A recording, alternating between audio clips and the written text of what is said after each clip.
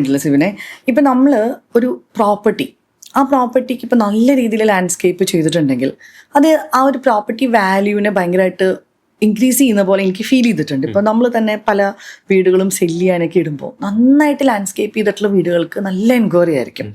അപ്പം അതെന്താ സിബിൻ്റെ അഭിപ്രായം? അത് ശരിക്കും യൂസ്ഫുൾ ആണോ അങ്ങനെ ലാൻഡ്സ്കേപ്പിംഗ് ചെയ്യുന്നത്? ഉറപ്പായിട്ടും നമ്മൾ ഒരുപാട് ബിൽഡേഴ്സ് വിളിക്കുമ്പോൾ അതൊക്കെ മനസ്സിലാവേണ്ടത് ഈ ലാൻഡ്സ്കേപ്പിന് ഭയങ്കരമായിട്ടൊരു ഓഡിയൻസ് പുൾ ചെയ്യാനുള്ള കപ്പാസിറ്റി ഉണ്ടെന്നുള്ളത്. വാല്യൂ എന്നുള്ള ഉപരി ഞാൻ മനസ്സിലാക്കുന്നത് വേഗം സെല്ലായി പോകാനുള്ള ചാൻസുകൾ വളരെ കൂടുതലാണ്.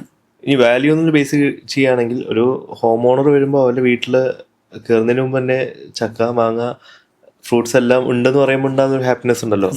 ഓൾറെഡി ഇത് വളർന്ന് വളരെ എസ്റ്റാബ്ലിഷ് ചെയ്ത് നിൽക്കുകയാണെങ്കിൽ അവർ അത്രയും ടൈം അവർക്കത് സേവ് ആവുക ചെയ്യുന്നത്. ഇപ്പോൾ പല ബിൽഡേഴ്സ് ആണെങ്കിലും ലാൻഡ് ഡിവൈഡ് ചെയ്യുന്ന ടൈമിൽ തന്നെ നമ്മളെ കൊണ്ട് പ്രോപ്പറായിട്ട് ഫ്രൂട്ട് പ്ലാന്റ്സ് എല്ലാം പ്ലാൻ ചെയ്ത് വെക്കുക ചെയ്യുന്നത്. അപ്പോൾ ഒരു വില്ല സെല് ചെയ്യുന്ന ടൈമിൽ ഫ്രൂട്ട് പ്ലാന്റ്സ് ഒക്കെ എസ്റ്റാബ്ലിഷ് ആയി കാണും. അപ്പോൾ ഒരു ഹോം ഓണേഴ്സ് വരുമ്പോൾ അവര് നോക്കുമ്പോൾ വളരെ ഹാപ്പിയാണ്, കയറുന്ന ടൈമിൽ തന്നെ എല്ലാം ഉണ്ട്.